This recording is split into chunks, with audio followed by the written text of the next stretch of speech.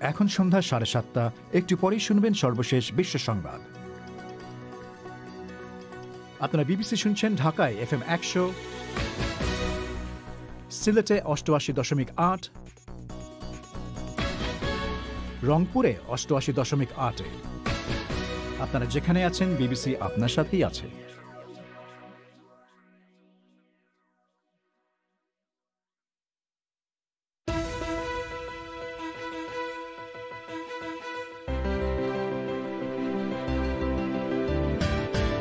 BBC বাংলার প্রবাহে আজকে প্রধান খবর। যুক্তরাজ্যে ছড়িয়ে পড়া নতুন ধরনের করোনা ভাইরাস ঠেকাতে ফ্রান্সের সীমান্ত এখনও বন্ধ, তবে তা আগামীকালের মধ্যে খুলে দেওয়ার জোর চেষ্টা চলছে।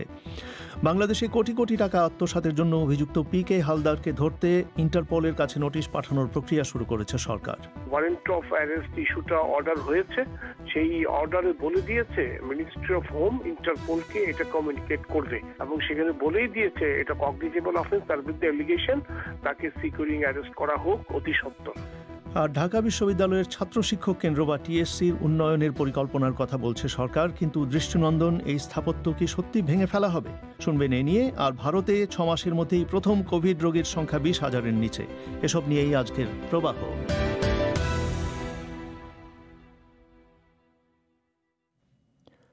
বিবিসি বাংলার সান্ধ্য অনুষ্ঠান প্রবাহে আপনাদের স্বাগত জানাচ্ছি, আমি পুলক গুপ্ত। যুক্তরাজ্যে নতুন ধরনের একটি করোনা ভাইরাসের সংক্রমণ ছড়াতে থাকায় দেশটি থেকে গাড়ি এবং ট্রাকের বহরের ফ্রান্সে ঢোকার উপরে যে নিষেধাজ্ঞা আরোপ করা হয়েছিল সেটা এখনও বহাল রয়েছে। ফ্রান্স বলছে এই নিষেধাজ্ঞা আজ মাঝরাত পর্যন্ত বলবৎ থাকবে, তবে তার আগেই ব্রিটেন থেকে আসা ট্রাক চালকদের করোনা ভাইরাস সংক্রমণ পরীক্ষার একটি কর্মসূচি ঘোষণা করা হবে বলে মনে করা হচ্ছে। এই নিষেধাজ্ঞার কারণে ইংলিশ চ্যানেল তীরবর্তী ডোভারের কাছে 1,500-এরও বেশি ট্রাক আটকা পড়েছে। আরও শুনুন সায়েদা আক্তারের কাছে। লন্ডন সহ ইংল্যান্ডের দক্ষিণ ও দক্ষিণ পূর্বে একটি নতুন ধরনের করোনা ভাইরাস চিহ্নিত হয়েছে, যা অতি সহজে ও দ্রুত সংক্রমণ ঘটাতে পারে। এ খবর বেরোনোর পর আন্তর্জাতিক উদ্বেগ ক্রমশই বেড়ে চলেছে। এ পর্যন্ত 40টিরও বেশি দেশ যুক্তরাজ্য থেকে আসা সব ফ্লাইট বিভিন্ন মেয়াদের জন্য বন্ধ করে দিয়েছে। ফেরি ও ইউরো টানেল দিয়ে ইংলিশ চ্যানেল পার হয়ে প্রতিদিন যে হাজার হাজার ট্রাক ও গাড়ি ফ্রান্স ও ইউরোপিয়ান ইউনিয়নের অন্যান্য দেশে যেত তা বন্ধ করে দেওয়া হয়েছে রোববার থেকে। এখন কেন্টের হাইওয়েগুলোতে 1,500-রও বেশি পণ্যবাহী ট্রাক অপেক্ষা করছে কখন ফ্রান্স সীমান্ত খুলে দেয়া হবে। এ অচল অবস্থা চলতে থাকলে এ সপ্তাহের শেষ নাগাদ বাজারে কিছু পণ্যের সংকট দেখা দিতে পারে। পরিস্থিতি নিয়ে এখন ব্রিটেন, ফ্রান্স ও ইউরোপীয় ইউনিয়নের মধ্যে বিভিন্ন পর্যায়ে কথাবার্তা চলছে। ব্রিটিশ প্রধানমন্ত্রী বরিস জনসন এবং ফরাসি প্রেসিডেন্ট ইমানুয়েল ম্যাক্রো কিছু পদক্ষেপের ব্যাপারে একমত হয়েছেন বলে খবর পাওয়া যাচ্ছে, যা হয়তো আজই কোনো এক সময় ঘোষণা করা হতে পারে এবং বুধবার থেকে তা কার্যকর হবে। তবে সমস্যা হলো দ্রুত করোনা ভাইরাস সংক্রমণ পরীক্ষার যেসব টেস্ট ট্রাক ড্রাইভারদের জন্য ব্যবহৃত হবে তা কতটা নির্ভুল ফল দেবে তা নিয়ে দুপক্ষের কর্মকর্তাদেরই উদ্বেগ রয়েছে। অন্যদিকে ইইউ সদস্য দেশগুলো ব্রাসেলসে এক বৈঠক করছে, যাতে মূলত কিভাবে এই নতুন করোনা ভাইরাস মোকাবেলার ব্যাপারে সমন্বিতভাবে পদক্ষেপ নেওয়া যায় তা নিয়ে আলোচনা হচ্ছে। সায়েদা আক্তার। বাংলাদেশে কোটি কোটি টাকা আত্মসাৎ বা দুর্নীতির মামলায় অভিযুক্ত ব্যাংক কর্মকর্তা পিকে হালদারকে ধরার জন্য পুলিশের আন্তর্জাতিক সংস্থা ইন্টারপোলের কাছে রেড নোটিশ পাঠানোর প্রক্রিয়া শুরু করেছে সরকার। কর্মকর্তারা বলছেন যে সব প্রক্রিয়া শেষ করে কয়েকদিনের মধ্যেই এই নোটিশ পাঠানো হবে। একটি ব্যাংকের সাবেক ব্যবস্থাপনা পরিচালক প্রশান্ত কুমার হালদার বা পিকে হালদারের বিরুদ্ধে দুর্নীতির অভিযোগ ওঠার পরই তিনি বিদেশে পালিয়ে যান। বিশেষজ্ঞ আইনজীবীরা বলছেন যে নজরদারির অভাবে দুর্নীতির বড় অভিযোগ থাকার পরেও অনেকেই এভাবে বিদেশে পালিয়ে যাওয়ার সুযোগ পাচ্ছেন। ঢাকা থেকে শুনুন কাদির কল্লোলের প্রতিবেদন। পিকে হালদারের বিরুদ্ধে দুর্নীতির মামলায় ঢাকার আদালত যে গ্রেপ্তারি পরোয়ানা জারি করেছে তার ভিত্তিতেই ইন্টারপোলের কাছে রেড নোটিশ পাঠানো হচ্ছে। যদিও দুর্নীতির মামলাটি দুদক দায়ের করেছে, কিন্তু স্বরাষ্ট্র মন্ত্রণালয়ের মাধ্যমে পুলিশের সংশ্লিষ্ট বিভাগ থেকেই ইন্টারপোলের কাছে নোটিশ পাঠাতে হবে। স্বরাষ্ট্র মন্ত্রণালয় পুলিশের সংশ্লিষ্ট বিভাগকে নোটিশ পাঠানোর সেই নির্দেশ দিয়েছে বলে জানা গেছে। দুদকের আইনজীবী খোরশেদ আলম বলেছেন, অনেক আগেই পিকে হালদারের ব্যাপারে ইন্টারপোলকে চিঠি দেয়া হয়েছিল, কিন্তু ইন্টারপোলের চাহিদা অনুযায়ী এখন আদালতের গ্রেপ্তারি পরোয়ানা সহ বিভিন্ন তথ্য দেয়া হচ্ছে বলে তিনি উল্লেখ করেন।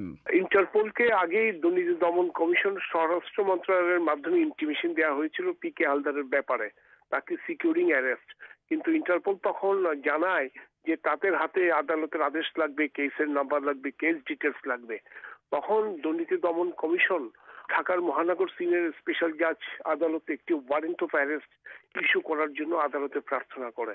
গত মাসের মাঝখানের দিকে সেই ওয়ারেন্ট অফ অ্যারেস্ট ইস্যুটা অর্ডার হয়েছে। সেই অর্ডারে বলে দিয়েছে মিনিস্ট্রি অফ হোম ইন্টারপোলকে এটা কমিউনিকেট করবে, এবং সেখানে বলেই দিয়েছে এটা কগনিজেবল অফেন্স, তার বিরুদ্ধে অ্যালিগেশন, তাকে সিকিউরিং অ্যারেস্ট করা হোক অতি সত্বর। পুলিশের আন্তর্জাতিক সংস্থা ইন্টারপোলের সাথে বাংলাদেশের পুলিশের ন্যাশনাল কাউন্সিল ব্যুরো যোগাযোগ করে থাকে। এই ব্যুরোর দায়িত্বপ্রাপ্ত পুলিশ কর্মকর্তা মহিউল ইসলাম জানিয়েছেন, পিকে হালদারের ব্যাপারে ইন্টারপোলের কাছে রেড নোটিশ পাঠানোর প্রক্রিয়ায় তারা মামলার কাগজপত্র সহ সংশ্লিষ্ট সব তথ্য সংগ্রহ করছেন। অল্প সময়ের মধ্যেই তা শেষ করা সম্ভব হতে পারে। একটি বেসরকারি ব্যাংকের সাবেক ব্যবস্থাপনা পরিচালক পিকে হালদারের বিরুদ্ধে ৩০০ কোটি টাকার অবৈধ সম্পদ থাকার অভিযোগে এবছরের শুরুতে মামলা করেছে দুদক। পিকে হালদার একটি লিজিং এবং আর্থিক প্রতিষ্ঠানের মাধ্যমে অনেক গ্রাহকের কোটি কোটি টাকা আত্মসাৎ করে বিদেশে পালিয়েছেন বলেও তার বিরুদ্ধে অভিযোগ আনা হয়েছে। দুদকের আইনজীবী খোরশেদ আলম জানিয়েছেন, পিকে হালদার দেশে না থাকায় কোনো আইনজীবী নিয়োগ করতে পারবেন না। সে তো আইনত সে পলাতক আসামি, ফিউজিটিভ ফ্রম জাস্টিস। ফিউজিটিভকে এখানে তার পক্ষে কেউ কথা বলার কোনো রাইট নাই।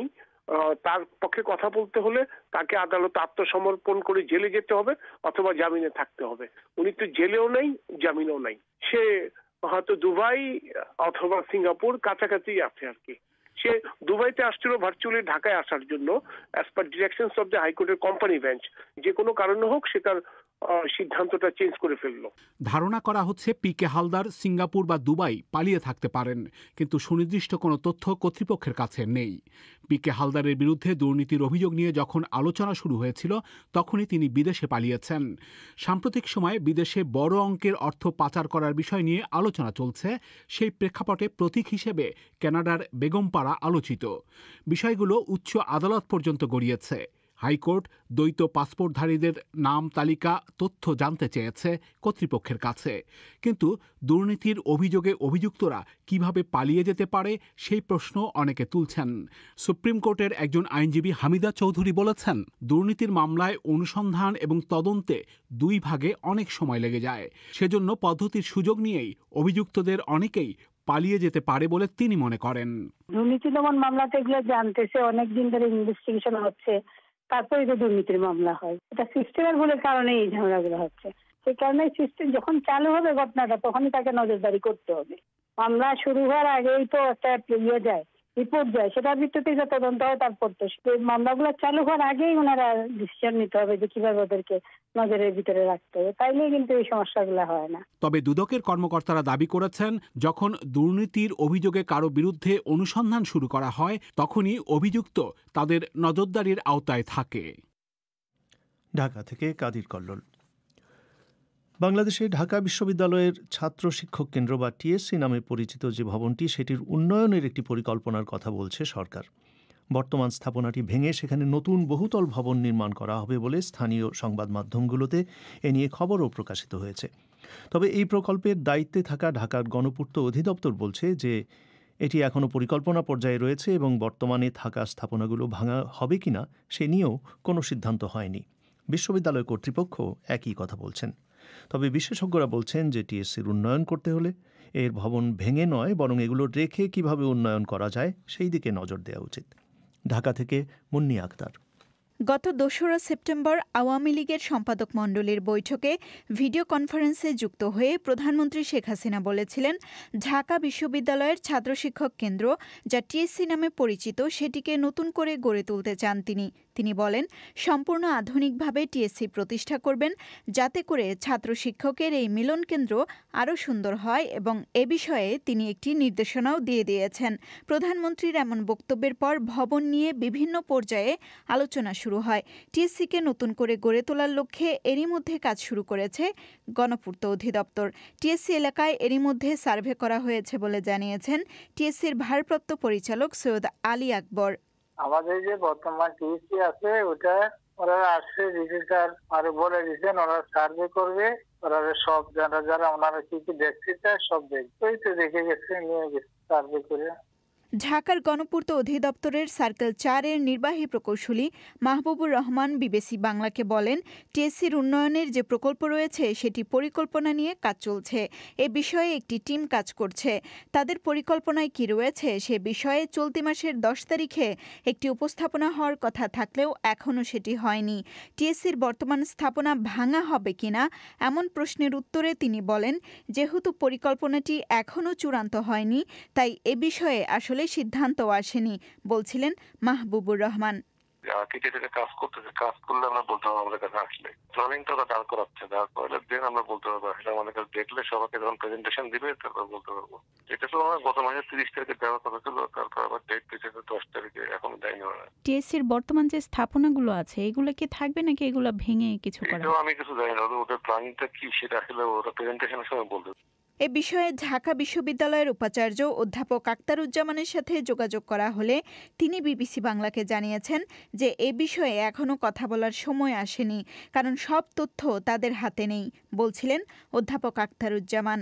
এটি আরেকটু সামনে অগ্রসর হোক, তারপর বলা যাবে, এখন বলার সুযোগ নাই। কেমন আরেকটু অগ্রসর হোক, আরেকটু তথ্যগুলো আরেকটু ঘনীভূত হোক, মাননীয় প্রধানমন্ত্রী নির্দেশনা যাদেরকে দিয়েছেন সেই তথ্যগুলো আসুক, সেখান থেকে সব তথ্যগুলো আসলে পরে দিতে যাবে।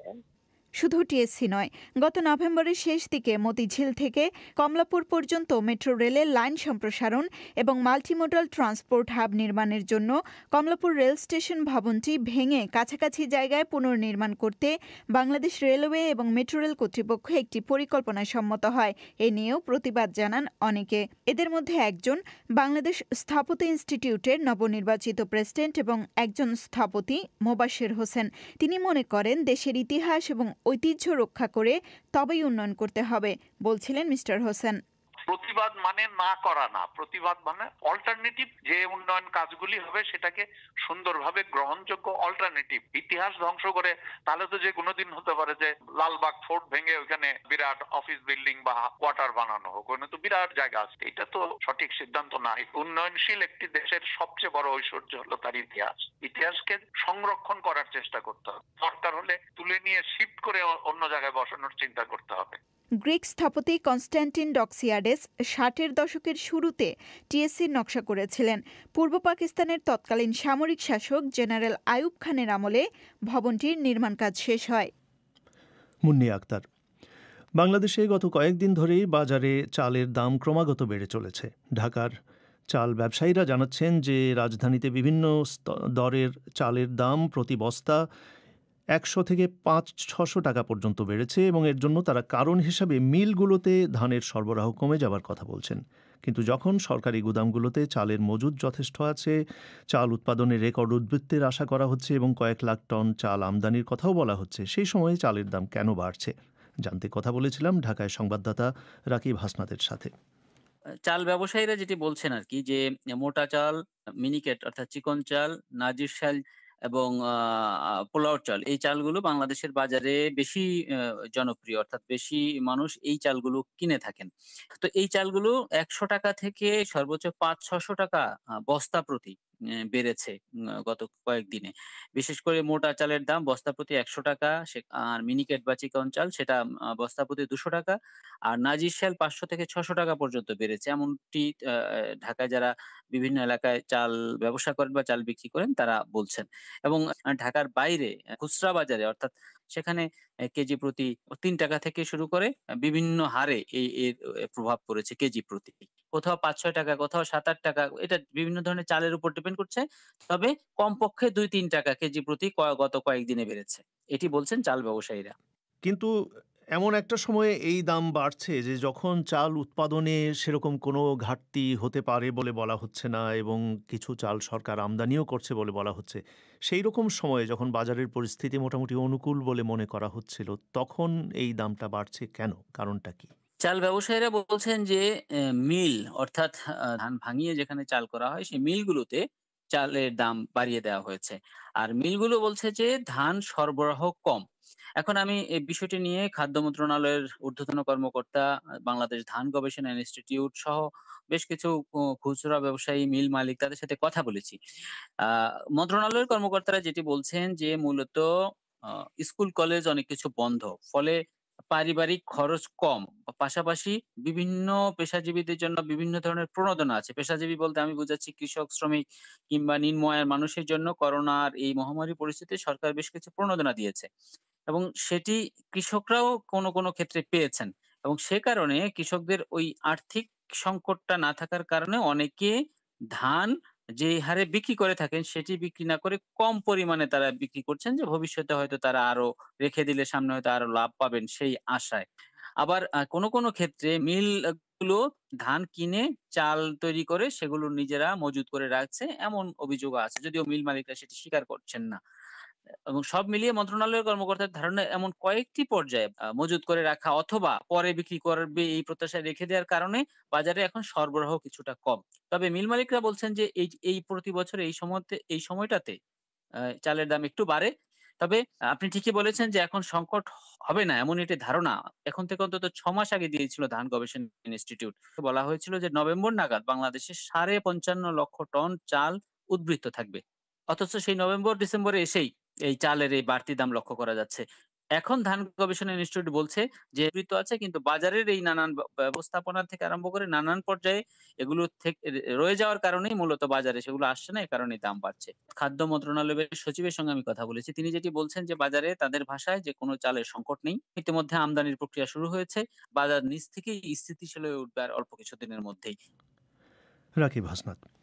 এবারে আজকের সংক্ষিপ্ত বিশ্ব সংবাদ মাসুদ হাসান খানের কাছে।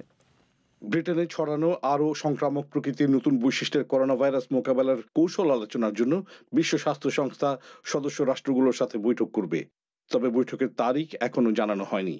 সংস্থার ইউরোপ অঞ্চলের পরিচালক হান্স ক্লুগ এক টুইটার বার্তায় বলেছেন, হুর হাতে আরও তথ্য না আসা পর্যন্ত প্রতিরোধক ব্যবস্থা গ্রহণ করা জরুরি। তিনি বলেন, ভাইরাসের বিস্তার ঠেকাতে ভ্রমণ সীমিত করার সিদ্ধান্ত সঠিক হয়েছে, তবে অত্যাবশ্যকীয় পণ্য সরবরাহের জন্য যান চলাচল ব্যবস্থা চালু রাখা প্রয়োজন।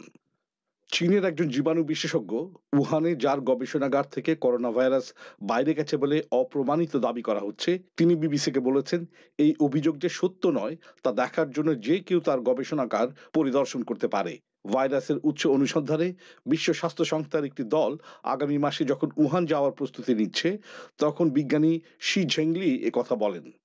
হু বলছে, কোভিড-19 মানুষের তৈরি নাকি এটি উহানের ল্যাব থেকে বাইরে গেছে, তারা সে বিষয়ে তথ্য প্রমাণ সংগ্রহ করতে চায়। রাশিয়ার দুর্নীতি বিরোধী প্রচারক আলেক্সি নাভালনিকে বিষ প্রয়োগের ঘটনায় ইউর জারি করা নিষেধাজ্ঞার জবাব দিয়েছে রাশিয়া। রুশ পররাষ্ট্র মন্ত্রণালয় ফ্রান্স, জার্মানি ও সুইডেনের রাষ্ট্রদূতকে তলব করে প্রেসিডেন্ট পুতিনের ৬ জন ঘনিষ্ঠ সহযোগীর ইইউ দেশগুলোতে ভ্রমণের ওপর নিষেধাজ্ঞা জারি ও তাদের সম্পত্তি বাজেয়াপ্ত করার সিদ্ধান্তে তাদের সর্বশেষ পাল্টা প্রতিক্রিয়া সম্পর্কে অবহিত করেছে। যুক্তরাষ্ট্রে করোনা ভাইরাসের প্যান্ডেমিকে ক্ষতিগ্রস্তদের সাহায্যে প্রায় $৯০,০০০ কোটি একটি অর্থনৈতিক প্যাকেজ মার্কিন কংগ্রেস অনুমোদন করেছে। ধারণা করা হচ্ছে প্রেসিডেন্ট ট্রাম্প খুব দ্রুত এতে অনুমোদন দেবেন। প্রেসিডেন্ট হিসেবে সদ্য নির্বাচিত জো বাইডেন একে স্বাগত জানিয়েছেন, তবে তিনি বলেন, প্যান্ডেমিক সামলাতে এখনো অনেক কিছু করতে হবে। সংযুক্ত আরব আমিরাত বা ইউএই অভিযোগ করেছে, আল জাজিরা নেটওয়ার্ক কাতার এবং প্রতিবেশী কয়েকটি দেশের মধ্যে চলমান কূটনৈতিক সংকট সমাধানে বাধা তৈরি করছে। কাতার ভিত্তিক আল জাজিরা গতকাল তাদের এক রিপোর্টে বলেছে, ইসরায়েলে তৈরি একটি অ্যাপ ব্যবহার করে তাদের কয়েকজন সাংবাদিকের ফোন হ্যাক করা হয়েছে। পরদিনই ইউএই এই অভিযোগ করল। এবারে আজকের খেলার খবর।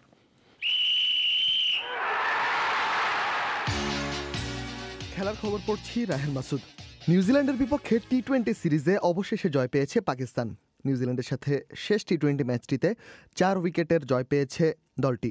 শুরুতে ব্যাট করে নিউজিল্যান্ড তোলে 173 রান, জবাবে পাকিস্তান 2 বল হাতে রেখেই জিতে যায়। পাকিস্তানের হয়ে মোহাম্মদ রিজওয়ান 59 বলে 79 রান করেন। এর আগে নিউজিল্যান্ডের কনওয়ে 45 বলে 63 রানের একটি ইনিংস খেলেন। আজও পাকিস্তানের জয়ে বড় ভূমিকা পালন করেছেন পাকিস্তানের অভিজ্ঞ ব্যাটসম্যান মোহাম্মদ হাফিজ। তবে ম্যাচ জিতলেও সিরিজ জেতা হয়নি পাকিস্তানের। এই সিরিজটি 2-1 ব্যবধানে জিতে নিয়েছে নিউজিল্যান্ড। সিরিজের সেরা ক্রিকেটার নির্বাচিত হয়েছেন নিউজিল্যান্ডের টম সেফার্ড, তবে ম্যাচ সেরা হয়েছেন পাকিস্তানের মোহাম্মদ রিজওয়ান। কিংবদন্তি অস্ট্রেলিয়ান ক্রিকেটার ডন ব্র্যাডম্যান, তার ব্যাগি গ্রিন ক্যাপ অস্ট্রেলিয়ার বিখ্যাত টেস্ট ক্রিকেট ক্যাপের মধ্যে অন্যতম। এই ক্যাপটি আজ নিলামে বিক্রি হয়েছে $4.5 লাখ অস্ট্রেলিয়ান ডলারে। কিনেছেন একজন ব্যবসায়ী পিটার ফ্রিডম্যান। এই ক্যাপ এখন দ্বিতীয় সর্বোচ্চ দামি ক্রিকেট স্মারক। এই বছরের শুরুতে আরেক অস্ট্রেলিয়ান কিংবদন্তি শেন ওয়ার্নের ব্যাগি গ্রিন ক্যাপ বিক্রি হয়েছিল 10,07,500 অস্ট্রেলিয়ান ডলারে। দাবানলে ক্ষতিগ্রস্তদের সহায়তায় ওই অর্থ দান করেছিলেন শেন ওয়ার্ন। ফুটবলের খবর, গ্রীষ্মে বাজে সময় কাটিয়েছি, তবে এখন ঠিক আছি, বলছেন বার্সেলোনার আর্জেন্টাইন সুপারস্টার লিওনেল মেসি। চলতি মৌসুমের শুরুতে লিওনেল মেসি বার্সেলোনা ছাড়ার একটি ঘোষণা দেন, কিন্তু শেষ পর্যন্ত তার ক্লাব ছাড়া হয়নি। কিছুদিন আগেই এক ক্লাবের হয়ে সর্বোচ্চ গোলের রেকর্ডে পেলের সাথে ভাগ বসান মেসি।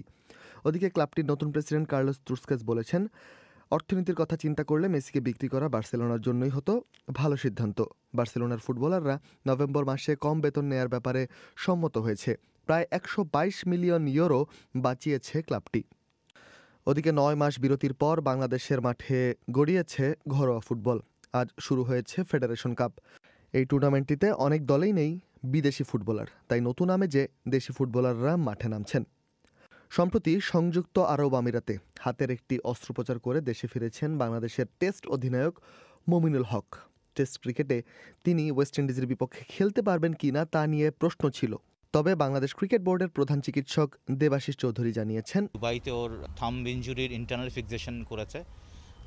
এখন আমরা চিকিৎসকের গাইডলাইন অনুসারে ওর রিহ্যাব প্রক্রিয়া অলরেডি শুরু করে দিয়েছি। তো আমাদের উদ্দেশ্য হচ্ছে ওয়েস্ট ইন্ডিজ ট্যুরে যে টেস্ট সিরিজটা হবে তার আগে যে প্র্যাকটিস ম্যাচটা আছে সেই ম্যাচ শুরু হওয়ার আগে ওরা যেন পরিপূর্ণ ফিটনেস ফিরে পায়। ওয়ানডে ও টি-20-র পর দক্ষিণ আফ্রিকার টেস্ট ক্রিকেট দলের দায়িত্ব পেলেন কুইন্টন ডি কক। যদিও ক্রিকেট দক্ষিণ আফ্রিকার মতে এটা কেবল চলতি মৌসুমের জন্য। দীর্ঘমেয়াদে টেস্ট ক্রিকেটে অধিনায়কত্ব করতে চান না এই উইকেট কিপার ব্যাটসম্যান। স্থায়ীভাবে কারো হাতে দায়িত্ব তুলে দেওয়ার অপেক্ষায় আছেন তিনি। রায়হান মাসুদের কাছে শুনলেন খেলার খবর। আপনারা শুনছেন বিবিসি বাংলার সান্ধ্য অনুষ্ঠান প্রবাহ। গত প্রায় 6 মাসের মধ্যে এই প্রথম ভারতে দৈনিক শনাক্ত হওয়া কোভিড রোগীর সংখ্যা 20,000-এর নিচে নেমেছে। তবে যুক্তরাজ্যে চিহ্নিত হওয়া নতুন প্রজাতির করোনা ভাইরাস এখন ভারতেও তীব্র আতঙ্ক ছড়াচ্ছে। মধ্যরাত থেকেই ব্রিটেনের সঙ্গে ভারতের বিমান চলাচল বন্ধ হয়ে যাচ্ছে। আর গত 24 ঘন্টায় যারা ব্রিটেন থেকে ভারতে এসে নেমেছেন তাদের জন্য চালু করা হচ্ছে কঠোর প্রোটোকল। তবে ভারত সরকার দাবি করছে যে দ্রুত সংক্রমণশীল ওই ভাইরাসটি এখনও ভারতে চিহ্নিত হয়নি। আরও জানাতে দিল্লি থেকে এখন সরাসরি অনুষ্ঠানে যোগ দিচ্ছেন শুভজ্যোতি ঘোষ। শুভ, ভারতে শনাক্ত হওয়া এই যে করোনা পজিটিভ রোগীর সংখ্যা তো ক্রমশ কমছে, একটা ইতিবাচক ঘটনাই বলতে হবে। এই পুলক, এবং আজকে সকালে স্বাস্থ্য মন্ত্রণালয়ের যে সর্বশেষ পরিসংখ্যান তাতে দেখা যাচ্ছে যে গত 24 ঘন্টায় 19,556 জন নতুন করোনা পজিটিভ রোগী শনাক্ত হয়েছেন। এবং জুলাই মাসের প্রথম সপ্তাহের পর সংখ্যাটা কিন্তু, এই দৈনিক সংক্রমণের সংখ্যাটা কিন্তু এত কম কখনো ছিল না। ফলে এটাকে তো একটা ইতিবাচক দৃষ্টিভঙ্গিতে দেখাই হচ্ছে। এবং বিশেষ করে এই কারণে যে এখন শীত মরশুমের পিক, অনেক বিশেষজ্ঞই আশঙ্কা প্রকাশ করেছিলেন যে শীতের সংক্রমণের হার হয়তো অনেক বাড়বে। সেই আশঙ্কাটাকে ভুল প্রমাণ করে দেখা যাচ্ছে যে ভারতে অন্তত সেই সংক্রমণের হার বা নতুন সংক্রমণের সংখ্যা ক্রমশ কমার দিকে রয়েছে। তবে এটাও পাশাপাশি মনে রাখতে হবে, ভারতে কিন্তু মোট সংক্রমণের সংখ্যা প্রথম থেকে শুরু করলে 1,75,000 এখন বলা হচ্ছে, যেটা আমেরিকার 1,80,00,000 চেয়ে ঠিক তার পরেই। ফলে সংখ্যাটা এখনও অনেক বেশি, যদিও অ্যাক্টিভ কেস মাত্র 3 লক্ষের কম এই মুহূর্তে, যারা এখনও লড়ছেন করোনা ভাইরাসের সঙ্গে। সেই দিক থেকে এই সংখ্যাটা ইতিবাচক অবশ্যই। এবং একটা সময় মনে করা হচ্ছিল ভারত হয়তো আমেরিকাকেও টপকে যাবে, সেই আশঙ্কাটা এখন আর অতটা নেই বলেই ভারতে বিশেষজ্ঞরা কিন্তু মনে করছেন। তো এই যুক্তরাজ্যে যে নতুন ধরনের করোনা ভাইরাস দেখা দিয়েছে, সেখান থেকে যে যাত্রীরা আসছেন তাদের ব্যাপারে কি ব্যবস্থা নিচ্ছে ভারত? পুলক, আপনি জানেন যে মধ্যরাত থেকেই আগামী 31শে ডিসেম্বর পর্যন্ত ভারত এবং ব্রিটেনের মধ্যে সমস্ত বিমান চলাচল বন্ধ হয়ে যাচ্ছে। কিন্তু তার আগে যারা গত 24 ঘন্টায় এসে নেমেছেন ভারতে, তাদের জন্য ভারত সরকার একটা কঠোর স্ট্যান্ডার্ড অপারেটিং প্রসিডিওর চালু করেছে, এসওপি চালু করেছে। তাতে বলা হচ্ছে যে যারাই নামবেন তাদের RT-PCR কোভিড টেস্ট এটা বাধ্যতামূলক হবে, এবং পজিটিভ হলেই তাদেরকে আইসোলেশনে আলাদা করে সরিয়ে নেওয়া হবে। এবং শুধু তাই নয়, তারা যে বিমানে এসেছেন তার আগের এবং পেছনের 3টি রোতে যারা বসেছিলেন সেই কন্ট্যাক্টদেরও ইনস্টিটিউশনাল প্রাতিষ্ঠানিক কোয়ারেন্টিনে নেওয়া হবে, এটাই সরকার সিদ্ধান্ত নিয়েছে। এবং ইতিমধ্যেই মুম্বাই থেকে যে বিমান একটি গতরাতে মুম্বাইতে এসে নেমেছে ব্রিটেন থেকে, তার সব যাত্রীদের উপর এটা প্রয়োগ করা হয়েছে। এবং আজ দুটি বিমানে নামা যাত্রীদের মধ্যে, ব্রিটেন থেকে দিল্লিতে নামা যাত্রীদের মধ্যে 8 জন কিন্তু পজিটিভ শনাক্ত হয়েছে এবং তাদের সবার ক্ষেত্রে এবং তাদের আশেপাশের যাত্রীদের ক্ষেত্রে এই পদ্ধতি প্রয়োগ করা হয়েছে। তো খুব সংক্ষেপে শুভ, এই যে নতুন করোনা ভাইরাস যেটার কথা বলছিলাম, সেটা ভারতে নেই বলে বলছে সরকার, কিসের ভিত্তিতে এই দাবি? দেখুন, আজকে সন্ধ্যায় একটা প্রেস ব্রিফিংয়ে সরকারের যেটা থিঙ্ক ট্যাঙ্ক নীতি আয়োগ, তার সদস্য ডক্টর ভিকে পল তিনি দাবি করেছেন যে তারা এটার পরিস্থিতির উপর সতর্ক নজর রাখছেন এবং তিনি দায়িত্ব নিয়ে বলছেন এখন অবধি যতগুলো কেস ভারতে ধরা পড়েছে তাতে কোথাও এই নতুন মিউটেটেড স্ট্রেইন, যেটা B.1.1.7 বলে অভিহিত করা হচ্ছে, সেটার কোনো চিহ্ন এখনও ধরা পড়েনি। শুভ, আপনাকে ধন্যবাদ। দিল্লি থেকে বলছিলেন বিবিসি বাংলার শুভজ্যোতি ঘোষ। এবারে সামাজিক মাধ্যমে আজ যে সমস্ত ঘটনা বা খবর বাংলাদেশে সবচেয়ে বেশি ট্রেন্ডিং ছিল তার খবর জানাচ্ছেন আফরোজা নীলা। ধন্যবাদ পুলক। সোশ্যাল মিডিয়ায় আজ করোনা ভাইরাস সহ বেশ কয়েকটি বিষয় আলোচনায় আছে, সেই খবরগুলো জানিয়ে দিতে হাজির হয়েছি আমি আফরোজা নীলা, আর আমার সঙ্গে আছেন আমি রায়হান মাসুদ। করোনা ভাইরাসে দেশে একদিনে আরও 17 জনের মৃত্যু হয়েছে, যা গত 5 সপ্তাহের মধ্যে সবচেয়ে কম। এই খবরটি আছে আলোচনায়। স্বাস্থ্য অধিদপ্তরের নিয়মিত বিজ্ঞপ্তিতে এ তথ্য জানানো হয়েছে। আর এই খবরটি নিয়ে সাজিদুর রহমানের মন্তব্য, এই হিসাব কে দিয়েছে, কতটুকু গ্রহণযোগ্য? অতনু দাস লিখেছেন এটা কিভাবে সম্ভব, আর এর নিচেই AM শিহাবুর রহমানের মন্তব্য, আমাদের থিসিস পেপারের মতো ম্যানিপুলেটেড ডেটা। আর রকিবুল হাসান লিখেছেন এমনিই আমার আত্মবিশ্বাসের অভাব নাই, করোনা ভাইরাস নতুন রূপ নেওয়ার পর কিছুটা ভাটা পড়েছিল, এখন এই সংবাদ প্রকাশের পর আমার আত্মবিশ্বাস আগের জায়গায় চলে আসছে। তো দেখা যাচ্ছে রায়হান, যে করোনা ভাইরাস নিয়ে নানা ধরনের মন্তব্য এবং যেই তথ্যগুলো আসছে স্বাস্থ্য অধিদপ্তরের পক্ষ থেকে, সেখান থেকে আমরা দেখছি যে অনেক ইতিবাচক নেতিবাচক মন্তব্য দেখা যাচ্ছে। এদিকে ক্যান্সারের রোগী টেলিভিশন অভিনেতা আব্দুল কাদের যে করোনা ভাইরাসে আক্রান্ত হয়েছেন, সেই খবরটিও শেয়ার করছেন সোশ্যাল মিডিয়া ব্যবহারকারীরা। অন্যদিকে সরকারের বরাদ্দ বাসায় না থাকলে বাড়ি ভাড়া বাদ, প্রধানমন্ত্রী শেখ হাসিনার এমন মন্তব্যের খবর বেশ শেয়ার হচ্ছে ফেসবুকে। ঠিক তাই রায়হান, বাংলাদেশের প্রথম সারির সংবাদ মাধ্যম সহ প্রায় বেশ কয়েকটি সংবাদ মাধ্যমের খবরে বলা হচ্ছে যে আজ একনিকের এক সভায় প্রধানমন্ত্রী বলেছেন সরকারি কর্মকর্তাদের জন্য তৈরি করা বাসাতেই তাদের থাকতে হবে, বাসা বরাদ্দ নিয়ে যদি কোনো কর্মকর্তা সেখানে না থাকেন তাহলে ওই কর্মকর্তা বাসা ভাড়া ভাতা পাবেন না, কোট আনকোট করে এই খবরটি ছাপা হয়েছে। আর এটি নিয়ে অধীর রঞ্জন দাসের মন্তব্য, সময়োচিত পদক্ষেপ কঠোরভাবে পালনের জন্য সংশ্লিষ্ট সকলকে জানানোর পদক্ষেপ গ্রহণ করলে জাতির উপকারে আসবে। তৌহিদুল ইসলাম বলছেন এমপি, মন্ত্রী, সচিব সহ সরকারি 90% কর্মচারী কর্মকর্তারা বরাদ্দকৃত বাসায় থাকে না। মোহাম্মদ হোসেন বলছেন মাননীয় প্রধানমন্ত্রী, আপনার পরিকল্পনাটা সঠিক, তাড়াতাড়ি আইন পাস হোক। আর মোহাম্মদ দিদারুজ্জামান লিখেছেন শুধু বাড়ি ভাড়া বাদ দিলে হবে না, উল্টো জরিমানা করতে হবে। সাইফুল খান রাজীবের মন্তব্য, বাড়ি ভাড়া কেন দেওয়া হতো বরাদ্দ বাসা থাকার পরেও। এদিকে ঢাকা বিশ্ববিদ্যালয়ের টিএসসি নিয়ে সোশ্যাল মিডিয়া আজও বেশ সরগরম। গত কয়েকদিন ধরেই অনেকেই টিএসসির ছবি শেয়ার করে বলছিলেন যে টিএসসির ভবন ভাঙা হবে, নকশার কাজ চলছে। তবে ঢাকা বিশ্ববিদ্যালয় কর্তৃপক্ষ বলছে এ বিষয়ে এখনো কোনো সিদ্ধান্ত হয়নি। যেমনটা আপনারা আমাদের অনুষ্ঠানেও শুনছিলেন কিছুক্ষণ আগে, টিএসসি সংক্রান্ত এই খবরগুলো নিয়ে নানা তর্ক বিতর্ক, ক্ষোভ, নানান প্রশ্ন দেখা যাচ্ছে ফেসবুক ব্যবহারকারীদের মধ্যে। যেমন মশিউর রহমানের প্রশ্ন, কর্তৃপক্ষের কাছে ভেঙে ফেলার সিদ্ধান্ত হয়নি, তাহলে গাছ কেন কেটে ফেলা হলো? আর রুহুল আমিন লিখেছেন টিএসসি একটি ঐতিহাসিক ভবন, এটা ভাঙা ঠিক হবে না। গাজী মিজানুর রহমান বলছেন প্রাণের টিএসসি ভাঙা হবে, ভাবতে ভেতরটা কেমন জানি মোচড় দিয়ে ওঠে। জলি রানা বলছেন ঐতিহ্যটা টিকিয়ে রাখা উচিত, অনেক শিক্ষা আন্দোলন, স্বীকৃতি অর্জন এখান থেকেই শুরু, হয়তো এখানকার আড্ডা ও চা পান একসময় বিলুপ্ত হয়ে যাবে। প্রিয় ঢাকা বিশ্ববিদ্যালয় নামের এক আইডি থেকে বলা হয়েছে আধুনিকায়নকে স্বাগত জানাই, এর সাথে বহুতল লাইব্রেরি ভবন করাটাও জরুরি। বর্তমান লাইব্রেরিতে সকল শিক্ষার্থীর জায়গা পেতে বেগ পেতে হয়।